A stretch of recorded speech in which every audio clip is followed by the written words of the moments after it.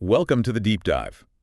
Today we're tackling a health issue that's surprisingly common and really important to understand, gastric ulcers. Yeah, definitely. Think of this as your shortcut, maybe, to getting a solid grasp on those sores that can pop up in your stomach lining. Exactly. It's a type of peptic ulcer, and understanding them really boils down to appreciating like delicate balance between stomach acid and how our bodies, protect themselves. Okay, and for this deep dive, you've looked at a whole range of sources, right, to get a comprehensive view. We have, yes. The goal is really to pull out the most crucial information about gastric ulcers for you. Make it clear, understandable, and hopefully memorable. Excellent. Okay, let's unpack this then.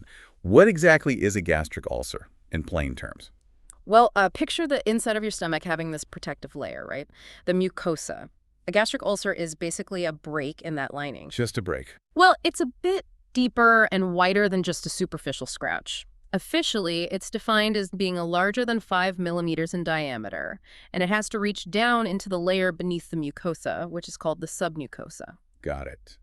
So deeper than just the surface layer. Yeah. And it's one type of peptic ulcer. Precisely. The other main type you hear about is a duodenal ulcer. That happens in the first part of your small intestine, the duodenum, just after the stomach. Okay. So what's the underlying cause here? What actually sets the stage for these ulcers to form? Fundamentally, it's an imbalance between the stomach acid, which we need for digestion, obviously, and the protective mechanisms that are supposed to keep that acid from, well, harming the stomach itself. Like the stomach's own defense system. Exactly like that. Think of it as having shields up. When those shields get weakened, or the attack from the acid gets too strong, the acid can start to erode the stomach tissue, and that leads to an ulcer. Okay, makes sense. So what are the main things that can disrupt this balance? What weakens the shields? The number one troublemaker is a type of bacteria called Helicobacter pylori, H. pylori for short. Yes, H. pylori. Heard of that one. It's a real survivor. It can actually live in that really harsh acidic environment inside the stomach. And the problem is it damages the protective mucus layer. How so? Well, that mucus layer normally acts as a physical barrier between the stomach lining and the acid. H. pylori disrupts it, making the lining vulnerable. Right. Definitely not a friendly visitor then. What else can upset this balance, aside from H. pylori? Another major factor is the regular use of non-steroidal anti-inflammatory drugs, NSAIDs. Like aspirin, ibuprofen. Exactly those. Things like aspirin, ibuprofen. Taking them regularly is a big risk factor because they interfere with the production of something called prostaglandins. Prostaglandins, what do they do? Think of them as sort of hormone-like substances that play a key role in protecting the stomach lining. They help maintain the mucus layer, ensure good blood flow, and regulate acid. NSAIDs reduce these prostaglandins. I see. So fewer prostaglandins means the stomach's defenses are weaker, more vulnerable to the acid. Precisely. Are there any other contributing factors we should know about, beyond H. pylori and NSAIDs? Yes, while those are definitely the big players, other things can contribute. Things like excessive alcohol consumption, smoking, maybe high levels of stress. Stress? Really? It's thought to play a role, yeah, possibly by affecting acid production or blood flow. Also, taking steroid medications and having certain other underlying medical conditions can increase the risk too. Okay, so putting it all together, who is most likely to actually develop a gastric ulcer? Let's talk risk factors. Well, the major risk factors really echo the causes we just discussed. So having an H. pylori infection is a really significant one. Makes sense. And regular, especially long-term, use of NSAIDs, that greatly increases your risk. Right. And unfortunately, just getting older is a risk factor too, partly because the stomach lining's protective abilities can naturally decline a bit with age, and also because older individuals tend to use more NSAIDs for things like arthritis. What about lifestyle choices? Do they play a big part? You mentioned alcohol and smoking. Absolutely. Excessive alcohol intake and smoking are definitely clear risk factors. Yeah. High stress levels, as we mentioned, are also considered a factor. And other medical conditions? Yes, certain conditions affecting the liver, kidneys, or lungs can increase susceptibility. And finally, if you have a family history of ulcers or maybe gastrointestinal bleeding, that might suggest a genetic predisposition. Interesting. No, I've also heard about silent ulcers. What are those, and are there specific risks for them? Yeah, silent ulcers are basically ulcers that don't cause those typical noticeable stomach pain symptoms. They can be quite dangerous because they might only be discovered when a complication occurs, like bleeding. Who gets those? The risk factors seem to include older age again, being male, smoking, having an H. pylori infection, and perhaps surprisingly, the absence of something called atrophic gastritis. What's atrophic gastritis? It's a condition where the stomach lining itself becomes thin and less effective, so it's a bit counterintuitive. And silent ulcers seem to be more common in some populations, like in Korea, possibly linked to higher rates of H. pylori there. Okay, so we know the causes, the risks. Let's get into the nitty-gritty, what's actually happening inside the stomach when an ulcer forms. The pathophysiology. Right, so the core mechanism, as we keep saying, is that imbalance. The protective factors just aren't strong enough to counteract the damaging effects of the stomach acid and digestive enzymes like pepsin. And those protective factors are mainly the mucus. Exactly. Normally, the stomach lining produces a thick layer of mucus, and it also secretes bicarbonate, which helps neutralize the acid right at the surface of the cells, like a double defense system. A physical barrier and a chemical neutralizer. You got it, like a security blanket and a built-in antacid rolled into one. But when these mechanisms are weakened, maybe H. pylori is disrupting the mucus, or NSAIDs are reducing prostaglandin production. Which affects the mucus and bicarbonate and maybe blood flow too. Precisely. Reduced blood flow also impairs healing. So when that protection is compromised, the acid can penetrate the lining and start to erode the underlying tissue. That erosion process is what forms the ulcer. Got it. So if someone comes in with stomach pain, indigestion, how do doctors tell if it's a gastric ulcer versus something else? What's the differential diagnosis look like? That's a really crucial question because the symptoms, often lumped together as dyspepsia, can overlap with loads of other conditions. Doctors have to cast quite a wide net initially. What sort of things are on that list? Well, you have to consider serious things first, even if rare, like an abdominal aortic aneurysm rupture presenting with pain. Much more commonly, though, you'd think about gastroesophageal reflux disease, or GRD, that's heartburn, essentially. Okay. Then there's the possibility of a duodenal ulcer, which we mentioned similar symptoms, different location. Gallbladder problems like gallstones causing biliary colic can mimic ulcer pain. Chronic pancreatitis, Crohn's disease, diverticular disease, though, that's usually lower down, and even irritable bowel syndrome, IBS, can sometimes cause upper abdominal discomfort. Wow. Also, simple drug-induced dyspepsia from other medications. Less commonly, things like hepatitis or acute stress ulcers from severe illness, or Zollinger-Ellison syndrome. Zollinger-Ellison, what's that? That's a rare condition where tumors cause the stomach to produce massive amounts of acid. You'd suspect it especially if ulcers keep coming back despite treatment, or if someone tests negative for H. pylori. And even, sometimes coronary heart disease can present with atypical pain that feels like indigestion. So it's really not straightforward sometimes. A lot to rule out. Definitely requires careful evaluation. Okay, so how common are gastric ulcers these days? What's the epidemiology look like? Are we seeing more or less of them? Thankfully, the overall trend, certainly in developed countries, is a decline in gastric ulcers, and that's largely thanks to better detection and effective treatment for H. pylori. That's good news. It is.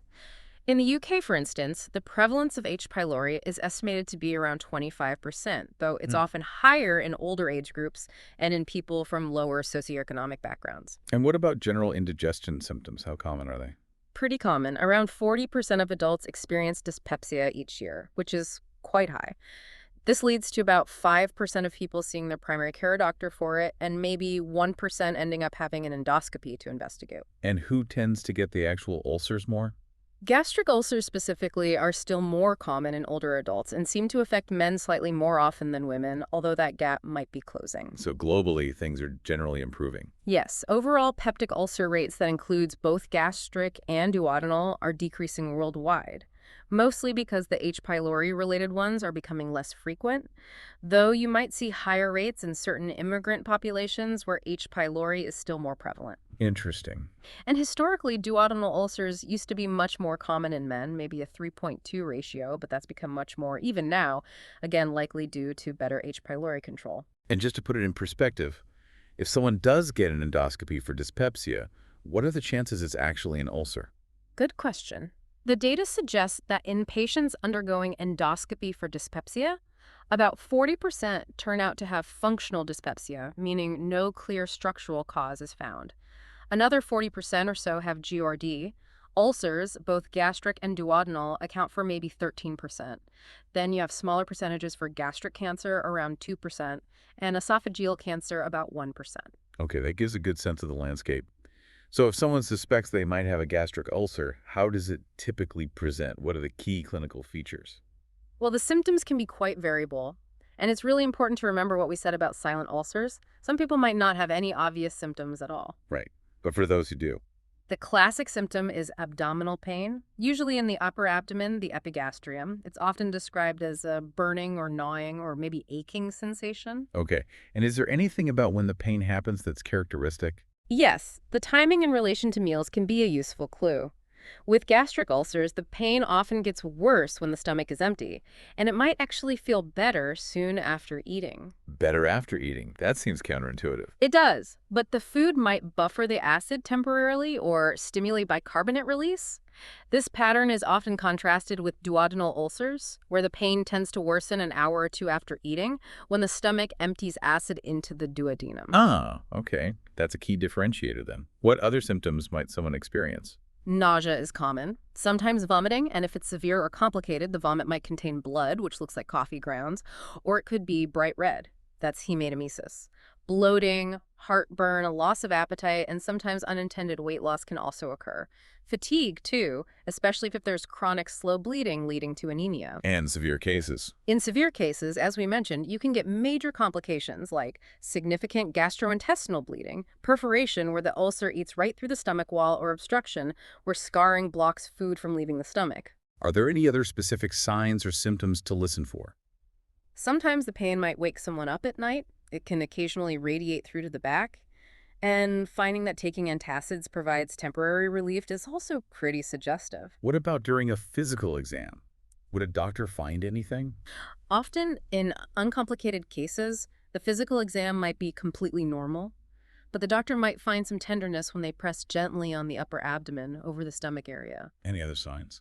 In rarer cases, if there's significant delay in the stomach emptying, perhaps due to scarring near the outlet, the doctor might hear something called a succussion splash, basically a sloshing sound when they gently shake the patient's abdomen. Interesting. But really, the diagnosis relies heavily on the patient's history, considering the symptoms and risk factors, and then confirming things with investigations, primarily endoscopy. Okay, let's move on to investigations then. If a doctor suspects a gastric ulcer, what tests are usually done? The mainstays are checking for H. pylori and getting a direct look at the stomach lining. So first off, a Helicobacter pylori test. How's that done? Usually with either a urea breath test or a stool antigen test. These are non-invasive and pretty accurate, especially recommended for patients under 55 without worrying symptoms. A positive result points strongly towards H. pylori being involved. And the direct look. That's the upper gastrointestinal endoscopy, sometimes called a gastroscopy or OGD. This is really the gold standard, the most specific and sensitive test. Why is it so good? Because it allows the doctor to use a thin, flexible camera to actually see the inside of the esophagus, stomach, and duodenum. They can spot ulcers, assess their size and appearance, and crucially, take biopsies. Biopsies, why are they needed? For a couple of reasons. They can test the biopsy tissue for H. pylori directly. That's called a CLO test sometimes. And very importantly, especially with gastric ulcers, they need to take biopsies to rule out malignancy. Stomach cancer can sometimes look like an ulcer. Right, that's critical. Oh. Any other initial tests? A full blood count, an FBC, is often done, especially if there's any suspicion of anemia. Maybe the patient looks pale, feels tired, or there's a history of bleeding. Microcytic anemia, meaning small red blood cells, can suggest chronic iron loss from a slowly bleeding ulcer. You mentioned different H. pylori tests. Any nuances there? Yeah, besides the initial urea breath test or stool antigen test, there's a specific type called the carbon-13 urea breath test, which is often preferred for retesting after treatment to confirm eradication. There are also lab-based blood tests, serology, that look for antibodies, but their accuracy can vary, and they can stay positive even after the infection is gone, so they're less useful for confirming cure. Simple office-based near-patient serology tests aren't generally recommended for initial diagnosis. Okay. And you touched on endoscopy guidelines. When is an endoscopy definitely warranted? The NICE guidelines in the UK give a pretty clear framework. Basically, for younger patients, say under 55, without any alarm features, you might try treating symptoms first without an immediate endoscopy. What are these alarm features? These are red flags that suggest something more serious might be going on. They include things like iron deficiency anemia, signs of chronic blood loss like melena, unexplained weight loss, progressive difficulty swallowing, dysphagia, persistent vomiting, or finding a palpable lump in the upper abdomen during an exam. So if someone has any of those, they need an endoscopy regardless of age. Yes, pretty much. And for patients who are older, say over 55, even without those specific alarm signs, doctors should have a lower threshold for considering endoscopy, especially if they have a history of previous ulcers, stomach surgery, pernicious anemia, if they're regular NSAID users, or have a family history of stomach cancer. Makes sense to be cautious. Do other imaging tests like x-rays play much of a role? Not usually for the initial diagnosis of the ulcer itself. Upper endoscopy provides that direct visualization, which is far superior. X-rays like a barium meal used to be used more, but they're much less sensitive and don't allow for biopsies. So endoscopy and H. pylori testing are the core investigations. Exactly, along with blood tests like the FBC if needed. It's about putting all the pieces together for an accurate diagnosis and ruling out other possibilities. Okay, diagnosis made. Let's talk treatment. What's the overall management approach for a gastric ulcer? The general strategy is multi-pronged. You want to, first, treat the underlying cause if you've identified one. Second, relieve the patient's symptoms. Third, promote the actual healing of the ulcer crater. And fourth, prevent complications or recurrence down the line. And how do we achieve that? It usually involves a combination of medications and important lifestyle adjustments. And in some specific situations, particularly if there are complications like bleeding, endoscopic procedures, or even surgery might come into play. Okay, let's break down the medications first. What are the main classes of drugs used? The real workhorses are the acid-suppressing medications. Primarily, the proton pump inhibitors, or PPIs, names like omeprazole, lansoprazole. They're very effective at reducing stomach acid production. Any others? There are also H2 receptor antagonists, like ranitidine used to be, though others are available. They also reduce acid, but generally they're considered less potent than PPIs for ulcer healing. Right. Then, critically, if H. pylori infection is confirmed, a course of antibiotics is absolutely essential to eradicate the bacteria. And sometimes doctors might add cytoprotective agents, drugs that help bolster the stomach's natural defenses, although they're used less commonly now with the effectiveness of PPIs. Okay. And what about those lifestyle changes you mentioned? What should patients be doing? Avoiding NSAIDs, if at all possible, is a big one. If they have to take them, it needs careful discussion about risks and maybe co-prescribing a PPI. Reducing alcohol intake is also advised, as is quitting smoking. Smoking definitely impairs ulcer healing and increases recurrence risk. What about stress and diet?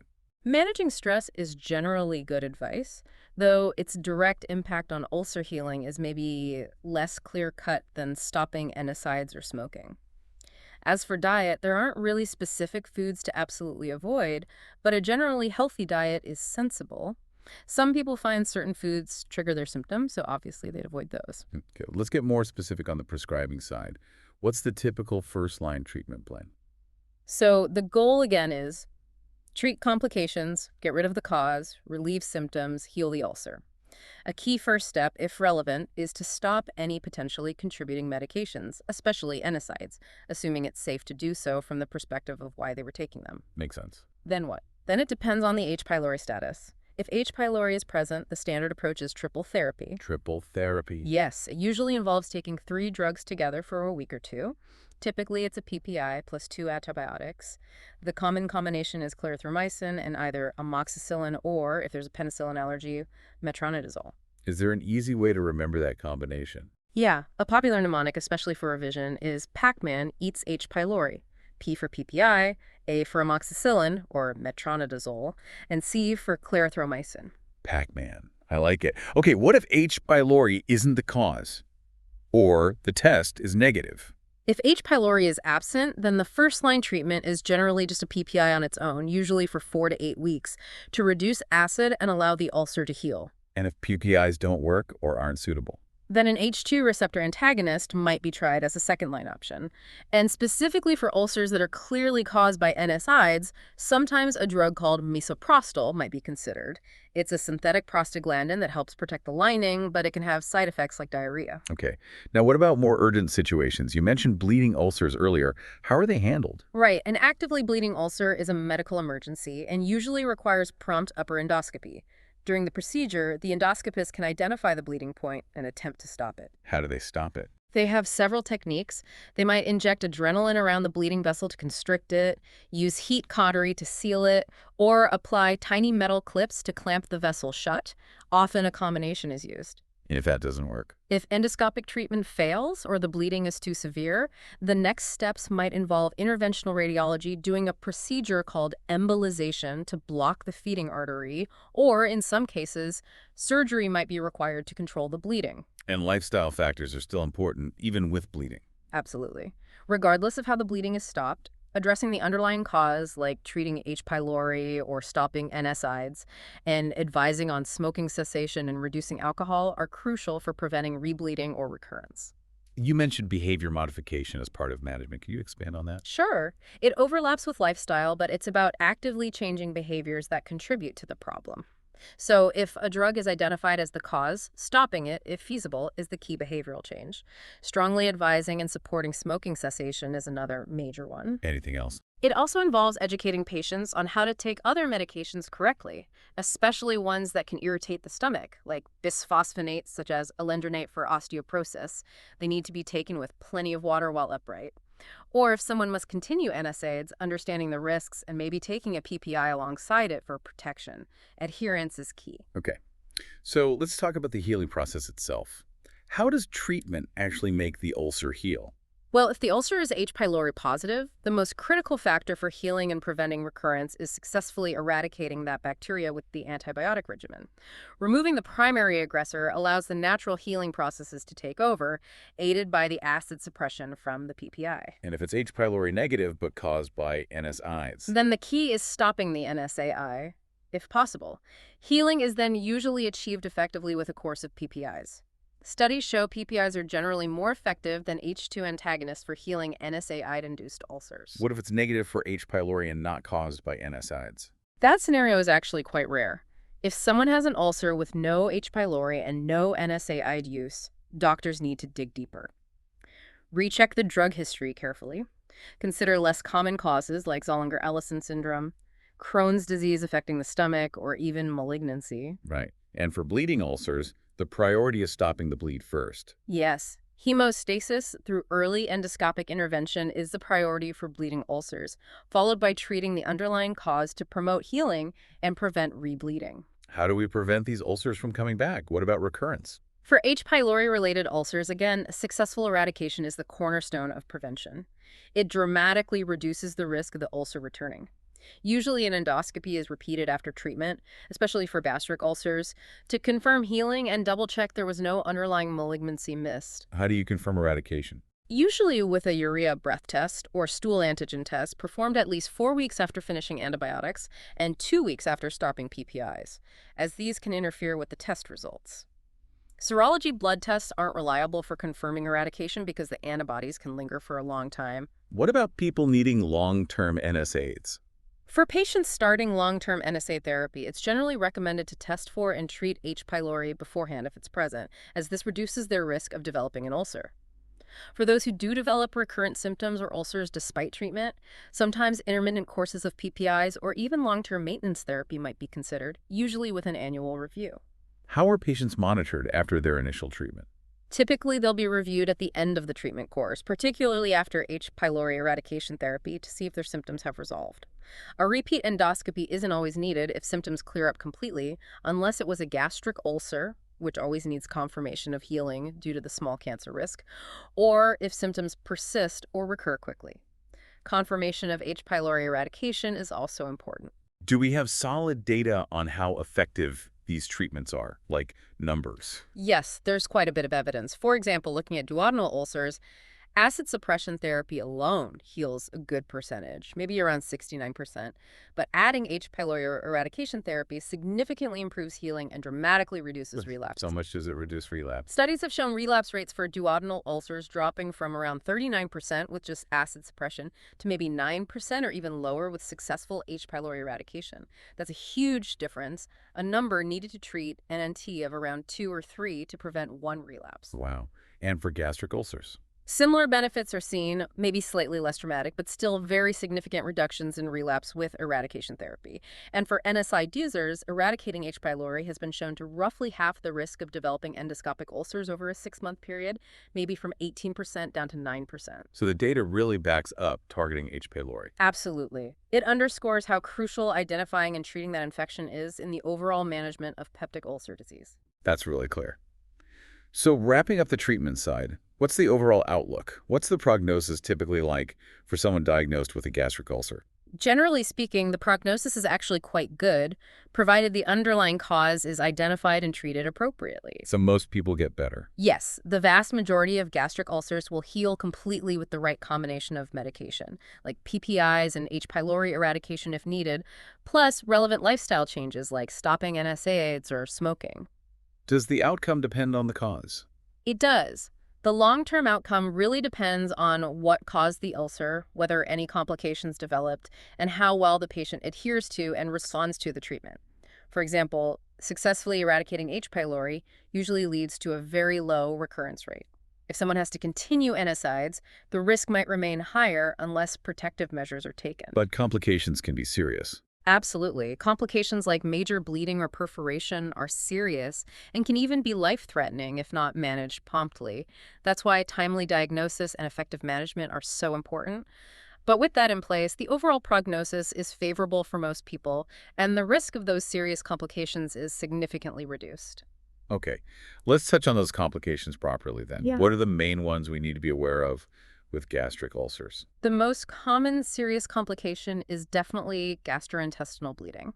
How does that show up? It can present as vomiting blood, that hematemesis we mentioned, which might look like coffee grounds or be bright red, or as passing black, tarry stools, which is called melena. That black color is from digested blood. Is there a memory tip for melena? Yeah, just think black like old blood or black like tar. It's quite distinctive. Okay. What's the next most common complication after bleeding? That would likely be perforation. This What? is where the ulcer erodes completely through the entire thickness of the stomach wall. Ouch. What happens then? Stomach contents, acid, food, bacteria leak out into the abdominal cavity. This causes sudden severe abdominal pain and leads to peritonitis, which is a widespread, dangerous inflammation and infection of the abdominal lining. It's a surgical emergency. That sounds incredibly serious. Any others? Yes. Another potential complication is gastric outlet obstruction. This tends to happen more with ulcers located near the exit of the stomach, the pylorus. Repeated inflammation and scarring from the ulcer can narrow this opening. What are the symptoms of obstruction? People might feel full very quickly when eating, experience significant bloating, persistent nausea, and frequent vomiting, often of undigested food eaten hours before. This can lead to dehydration and weight loss. And you mentioned a link to cancer. Yes, while most gastric ulcers are benign, there is a small but important risk, particularly with ulcers in the stomach itself, less so duodenal, that what looks like an ulcer could actually be an early gastric cancer, or that chronic inflammation associated with H. pylori could eventually, over many years, increase the risk of developing gastric cancer. That's why biopsies are so crucial during endoscopy for gastric ulcers, and why follow-up endoscopy to confirm healing is often recommended. Got it. So bleeding, perforation, obstruction, and that small malignancy risk really highlights why getting treatment is so vital. Exactly. Timely and appropriate management is key, not just for healing the ulcer, but for preventing these potentially very serious outcomes. Well, that has been an incredibly thorough deep dive into gastric ulcers. Really comprehensive. Let's try and quickly recap some of the absolute key takeaways for everyone listening. Sure. So we've defined a gastric ulcer as that open sore, deeper than the mucosa in the stomach lining. We've really hammered home the main causes: number 1, H. pylori infection, and number 2, regular NSAI use. That imbalance is key. Right. And the symptoms can vary hugely, from that classic burning pain that might improve with eating, right through to being completely asymptomatic or presenting with serious bleeding. Exactly. And for diagnosis, endoscopy is really the gold standard investigation, allowing visualization and those crucial biopsies. H. pylori testing is also fundamental. And when it comes to management, the absolute cornerstone is treating the underlying cause, getting rid of H. pylori with triple therapy, remember, Pac-Man, stopping NSAIDs if possible, and using PPIs to suppress acid and allow healing. Couldn't have said it better. Addressing the cause is paramount for both healing and preventing recurrence. And recognizing those risk factors, age, smoking, alcohol, family history, and seeking timely medical attention if you have concerning symptoms like persistent pain, weight loss, or signs of bleeding is just so important. Absolutely crucial. Okay, so here's a final thought, perhaps, for you listening. We've talked about declining rates due to H. pylori treatment, but gastric ulcers are still pretty common. Considering how well we understand them now, what role do you think ongoing lifestyle factors, maybe diet, stress, medication use in our modern world, continue to play in their persistence? Something to mull over. Definitely food for thought. And if you want to really consolidate this knowledge, especially for MSRA revision or test yourself, definitely check out PassMSRA.com. And for more free revision resources and questions, head over to freemsri.com. Brilliant. Thanks again for diving deep with us today.